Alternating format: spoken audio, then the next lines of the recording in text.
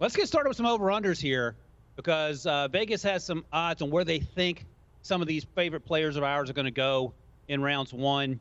And I want to get your thoughts. And Shedeur Sanders' first stop, the draft prop, 8.5 is where he's going to go. So somewhere between pick 8, 9.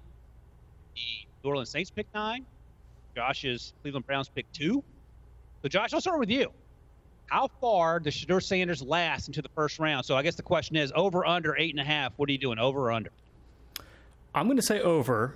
For the longest time, I have thought that it was going to be the Saints as the potential landing spot for Shedeur Sanders.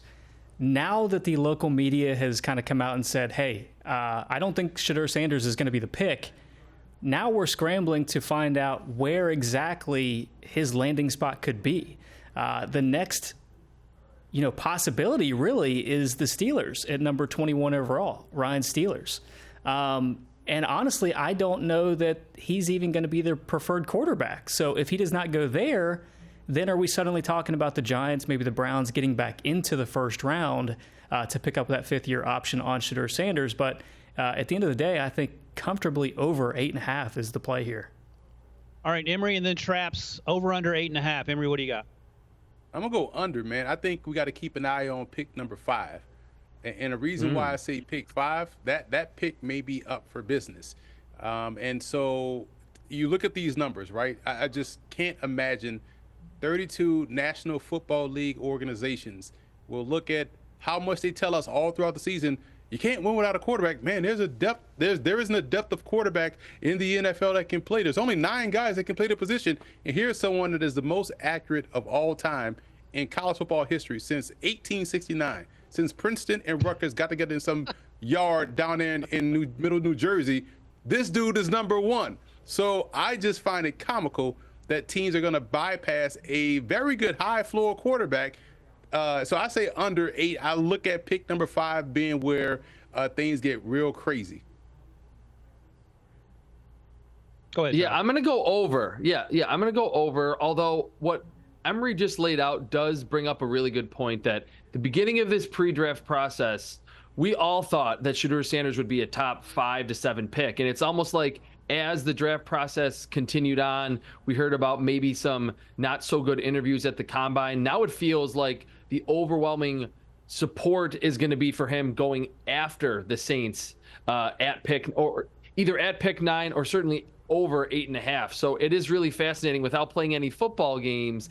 And we didn't see him actually on the field at the East-West Shrine game. Suddenly, Shedeur Sanders has gone from a locked-in top 10 pick to someone that Josh and I don't feel great about being one of the top 8 picks in this draft. Yeah, I'm going to go over as well, but in part, I would be quite happy if he lasted till 21 and the Pittsburgh Steelers ended up with him there. He doesn't have to start right away. And to Emory's point, what he would have in Pittsburgh is something he did not have in 2 years in Colorado, and that's a run game, and the offensive line you would imagine would be a little bit better. So we shall see, but 3 overs and 1 under. Next up, Jaxson Dart. His draft prop is picked 21.5, and we'll go Traps, Emory, and Josh. I'll get started real quick, Traps. I'm going to go over 21.5. I don't know if he goes in the first round. Jaxson Dart, QB3 for most people, Traps. What do you think, 21.5, over, under? Yeah, that's exactly how I feel, too. I think Jaxson Dart could be one of those last picks in round 1 if a antsy team at the early stages of round 2 wants to move up.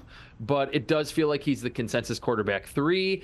And although he's mobile, has a good arm, transitioning from that Lane Kiffin, very gimmicky offense to what he's going to be asked to do, reading the entire field on a routine basis in the NFL, I think it's going to be a little bit of a steeper learning curve for him. So I think he could still be a first rounder, but he won't be in the top 20 in this draft. Go ahead, Emory. I'm going to go under. Never underestimate the thirst of NFL teams. Ideally, though, when you look at the quarterback position, you want to find out. I go straight to the page, to the chapter of the book where let me see how he does versus pressure. And boy, oh boy, if Shedeur Sanders had a game where he threw 3 American interceptions in 2 minutes with the playoffs on the line against Florida, we'd see all 48 of that tape. We'll see outside the stadium and we'll see all the angles, right? But Jaxson Dart, to me, even if you look at the first drive against Georgia, he looked rattled. Then he gets hurt. The backup comes in, goes right down the field, gets a score. Then whatever happened, Dart got the energy, got back on the field, and played probably his best game in that situation in that game against Georgia. So if he could bottle that up, I can see him being someone going in round one. And you know how NFL teams feel like we can fix him. Our scheme can work for him. We know what to do to push the right buttons. He's going well before pick 21.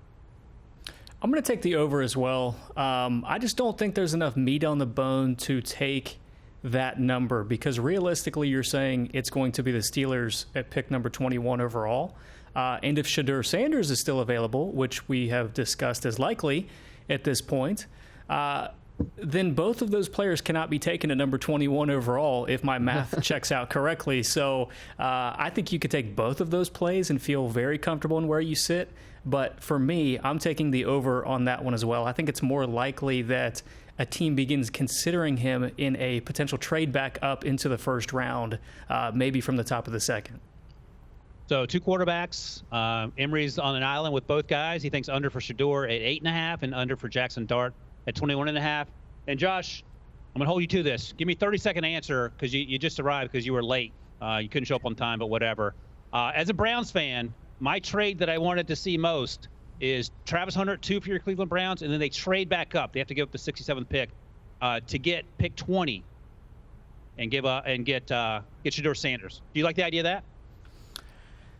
I would not do that personally, because I think the Browns are several players away from being competitive in the short term and the long term. So I think you need that 67th pick.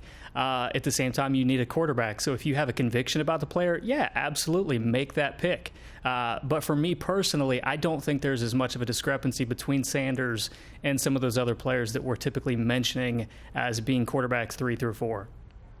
Yeah, Emory's face is reading my mind, and I'll just say what I told you guys earlier. As a Steelers fan, I like Kenny Pickett on the Steelers. I love him on the Browns. So you can ride that one into the sunset if you want to.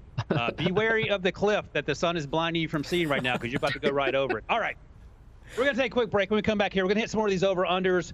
We're going to get to Emory's favorite position, the running backs. We'll start with Ashton Jeanty and Omarion Hampton, see their over-unders, and get our thoughts on that, and we'll do that right after this.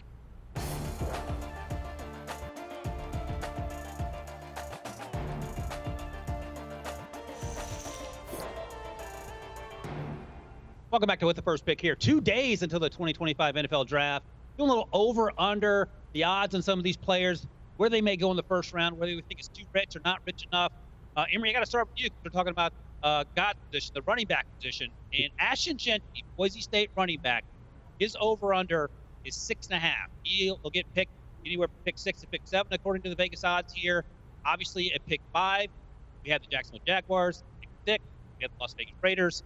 So things get pretty saucy there. But here, I'll just offer you this, and then Emory, and then Josh, and then Traps follow. Pick 8, Bijan Robinson 2 years ago. Pick 12, Jahmyr Gibbs 2 years ago. Are we going to see Jeanty go potentially 2 or 3 picks higher than that? Over under 6.5. What do you got? Ryan, listen, and I'm glad you prefaced it with that, because let's ask this question of backs that went in the top 10. So we talk about Bijan Robinson. We're going to throw Jahmyr Gibbs in this conversation. You have Ezekiel Elliott. You have Christian McCaffrey. You have Leonard Fournette. You have those backs. Would you take Ashton Jeanty over those backs as prospects? I wouldn't. Those backs are better prospects than Ashton Jeanty is. So I'm going to say over. I think we're now in the territory of overhyping Jeanty just a little bit. Very good back, first round back, my RB1. But, man, those backs that are listed that went in the first round, some in the top 10, that's a pretty doggone good list as prospects. So I'll go over. What do you think, Josh? So for me, he's a top 5 player in this draft class. And in a draft class where I do not feel there are several blue chip players, I would feel more comfortable taking a player like Jeanty, because I know what I'm getting. I'm getting a well-rounded player who's going to stand in pass protection. He's going to catch passes out of the backfield, and he's a dynamic runner. I'm not necessarily buying the Jacksonville at 5 talk right now, but I also have not moved off Raiders at 6. I still think that's the most likely landing spot for him. So for me personally, I'm taking the under 6.5. I'm going to also take the under, and I'm surprised that the former running back Emory Hunt didn't go under. Would love to see a running back be picked as early as maybe a top 5 selection. Would be a throwback to the 90s and the early 2000s. I think what Josh just said, though, is absolutely spot on, that this is a class, maybe more than others, that is devoid of those blue chip prospects, and Jeanty is one of them. I even saw a report earlier today that teams are calling the Browns at 2 and the Giants at 3, and it might be for Travis Hunter, it might be for Abdul Carter, and it could even be for Ashton Jeanty. So yes, the running back class is super loaded, but it does feel like there is an immense amount of hype for Ashton Jeanty. Jaguars at 5, like Josh said, Raiders at 6 with Pete Carroll and Chip Kelly, 2 run game proponents. I would be surprised if Jeanty's still on the board at pick 7. I'm going under as well for the reasons that both Josh and Traps laid out. So 3 players in and 3 islands for Emory. He's all by himself. All right, Traps, I'm going to come to you on this one. This is another running back. Traps, Emory, then Josh. You guys can follow. Omarion Hampton, and this prop makes a ton of sense. 20.5 because it picked 20. Who picks there? The Denver Broncos, who have also been rumored to be interested in Ashton Jeanty along with 31 other teams. Traps, Omarion Hampton, over, under, pick 20.5. I'm going to go over. I think that in general, yes, there's been a lot of buzz about Sean Payton and the Broncos wanting a running back. But if you look at the history of Sean Payton, he's gotten high-level production. Yes, he got a lot of Reggie Bush, who was the number 2 overall pick in 2006. But running backs who were picked later, he can get the efficiency out of them in the screen game. The Pierre Thomases, the Alvin Kamara, who was a 4th-rounder. And it feels like with 2 picks on day 2, they can add someone maybe at receiver or at tight end or on the defensive side even to bolster that defense. And I think back to 2021 when Najee Harris and Travis Etienne were first-round picks. I think they were both better prospects than Omarion Hampton, and they were both picked in the mid-20s. So maybe I'm just a little bit down on Hampton myself, but I feel like if, like you're saying, if the Broncos don't pick him, then this will ultimately be over. So that's where I'm going with Omarion Hampton. Traps, you are legitimately getting great at this media thing, because I love how you buried the lead here. You just completely forgot about Mark Ingram, whom Sean Payton drafted in round 1. That's classic media right there, right? So because he drafted Reggie Bush and because he drafted Mark Ingram, now granted, both of these guys won Heismans, right? So I get the allure of Sean Payton taking those guys, but I'm saying that he is not shy of taking a back. And if he can't get up to go get an Ashton Jeanty, if he loves Ashton Jeanty, maybe he just stays pat and takes Omarion Hampton, because maybe there's a team behind him, Kansas City, that could also use a tailback and would be in the market for getting one as well, as in a surprise move. So I would say under, because I think this is where Hampton goes to Denver. If we're being honest here, I'm probably steering clear of this one, simply because I think it's 20 or he goes later.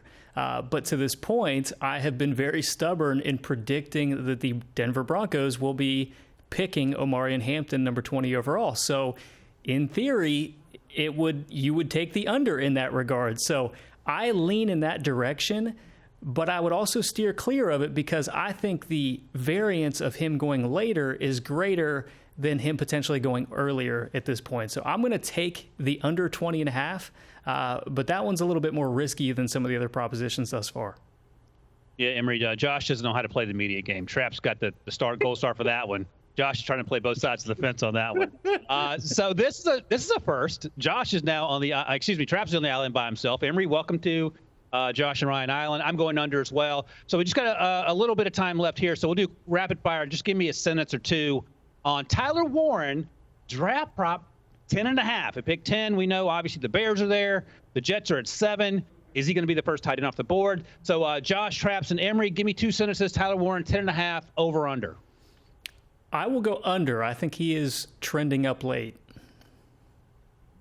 I'm going to go over. I'm going to go over. I think either Dolphins at 13 or Colts at 14 feel like the right fit for Tyler Warren in this class. I'll go under. I feel like this is a 7 to 10 pick, so I'll lean that way, go under, and stand right there, pick 8. You know what? I'm going to go under as well. I feel like the New York Jets at 7 might be cooking up something here. And Obviously, we talk a lot about Armand Membu being an opportunity to go there as a right tackle, and I like him a lot out of Missouri. Put him next to Elijah Vera-Tucker. You got Olafashinu last year, and that makes a ton of sense. But I'll also love the idea of giving Justin Fields a security blanket at all three levels if you want Tyler Warren to do that. No player, I don't think, helped himself more last year outside of maybe Cam Ward than Tyler Warren. The way he was essentially the only offense in town for Penn State. No disrespect to those running backs who came back or Drew Aller, but that's just sort of the reality of it. All right, guys, we got one more block to go. We're going to take a quick break, come back, and look at some of these wide receivers that are destined to go in the first round, do some over-unders and see how we feel about that. We'll talk about those guys right after this.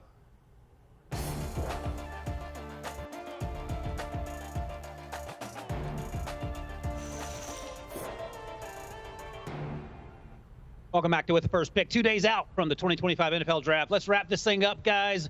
One more round of over-unders. Let's talk about the wide receivers. Emory, Josh, and Traps. Let's start with Tetairoa McMillan.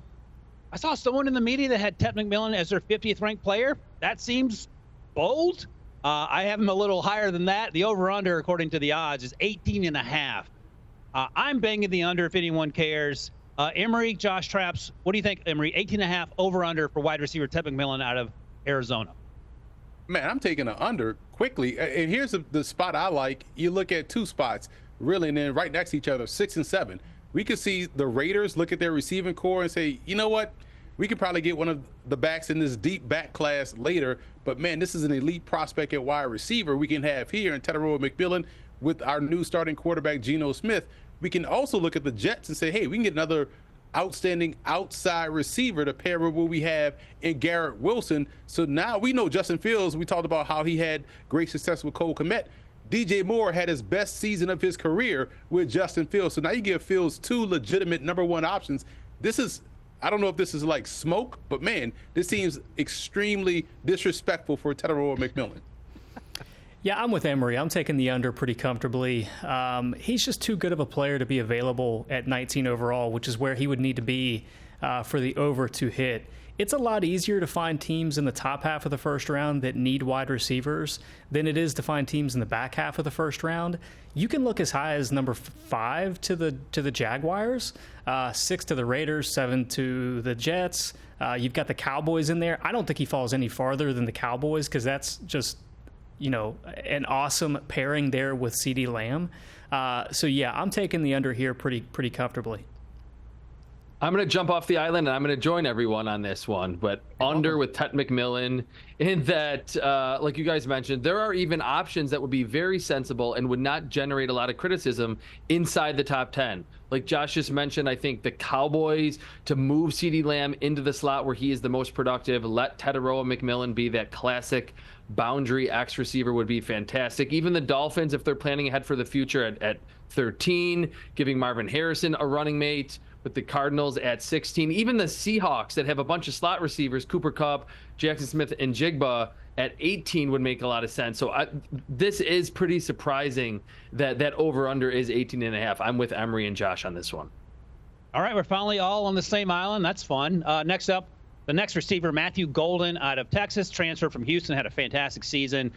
This is fun. And we'll do Traps, Emory, and Josh on this one. His over-under is also 18.5, Josh. I'm taking the under on that as well. I don't think he gets past 12. If he gets past the Cowboys, I don't think he gets past the Cardinals at 16. What do you think? Over-under 18.5 for Matthew Golden. I'm going to take. Well, I'm going to start. Oh yeah, go ahead, Josh. Sorry, go ahead. I'm going to take the under there as well. I think the Seahawks at 18 is a good fit for Matthew Golden. His skill set, what he would bring to that room already with Cooper Kupp, Jaxson Smith, and Jigba. He could go higher. I mean, we're talking about Tetairoa McMillan possibly going to, the Jets or the Jaguars. If the run on wide receivers happens earlier, then suddenly you're looking at teams that need wide receiver help, and you've got Matthew Golden sitting there on the board. So he could go to the Cowboys at number 12. If that's not a landing spot for Tetairoa McMillan, I think they're one to watch for the next wide receiver, which is Golden. Traps, you were correct. So Ryan, Emory, you said. I was going to say, Josh did interrupt you. You were right to go first. That's a typical Browns fan. Go ahead. Traps and then Emory. No, Ryan, you were saying earlier that Cam Ward had such a great season in terms of his draft prospects, Tyler Warren as well. I think number 3 on that list would probably be Matthew Golden, and what we saw in the college football playoff, that he was just the focal point of that Texas team that made a deep run in the college football playoff. I think 16 to the Cardinals to be kind of a nice complementary piece to Marvin Harrison Jr. that can play inside and on the boundary, where we saw him make a lot of plays, contorting his body, getting his feet down near the sideline, would be a great fit and would help out Kyler Murray. So I'm also going under here. I think running 4.29, we haven't even mentioned that yet, will ultimately be the cherry on top for why Matthew Golden is one of the top 18 picks in this draft. Listen, without football being played, Jaxson Dart and Matthew Golden have done a phenomenal job. Because yes. I'm going to go over. I will also say this. Golden has some of the best grace at the receiver position in the class. Like you guys talked about, where he's able to contort his body to make any catch. I look at Kansas City as a possible spot for a receiver as well. They have a lot of places they can go. I think this is where the market corrects itself, and we see this one kind of revert back to what people thought about these prospects in October, as opposed to, no football in February. So I'm going to go over here slightly for Matthew Golden. Well, we had team consensus once again, but Emory throws a wrench in those plans. All right, finally, with a couple minutes we have left here, Emeka Egbuka, professional wide receiver out of Ohio State. He might be the best route runner. He's one of the greatest kids in this draft class. His over-under is 25.5, and I feel like we're being disrespectful to Emeka Egbuka, although I'm going to go over because I don't know. So, Josh, I'll let you go first because you're going to interrupt anyway. Then Traps, then Emory. We got 90 seconds. What do you got? I'm going to go over, and I prefaced this earlier when I was saying that it's difficult to find teams that need help at wide receiver in the back half of the second round. So how about that for media, Ryan? I'm going with over for Emeka Egbuka, although I think he's a tremendous player. I think he would warrant consideration here, but I'm taking over. I'm going to go under. I think either 19 to the Buccaneers, to the Chargers, although I don't know if Jim Harbaugh could actually pull the trigger on picking an Ohio State product. That would be pretty hard for him, I think. And even the Packers at 23. He's going to be that wide receiver or that prospect that flies under the radar during the process. We don't hear a lot about him, but is ultimately one of the picks in the back half of the first round, just because he's a damn good football player that has the most catches in Ohio State football history. How about this? How about under? And how about keep an eye on the Saints at pick number 9? Quiet as kept. Who's their number 1 wide receiver? And if we're talking about Ohio State, guess who has a lineage of Ohio State number 1 wide receivers that they've drafted? Those New Orleans Saints. So I'll go under. Interesting. All right. Emory zigged when we zagged. Traps had a little zag in him as well. And the time we have left, so Emory, Josh, Traps, they will all be down in our Fort Lauderdale studios, giving you draft coverage Thursday through Saturday. I'll be up at our Stanford studios with our guy, Rand Carthon, the former GM of the Titans. We'll be doing that Wednesday, Thursday, Friday, Saturday. And so check out CBS Sports Network. Check out With the First Pick, wherever you get your podcasts. Check out HQ. We'll be having live shows prior to the draft on Thursday and Friday. And in the meantime, scan that QR code, get With the First Pick wherever you watch your podcast. Thanks, you guys, for joining us. 2 days until the 2025 NFL Draft. Let's go!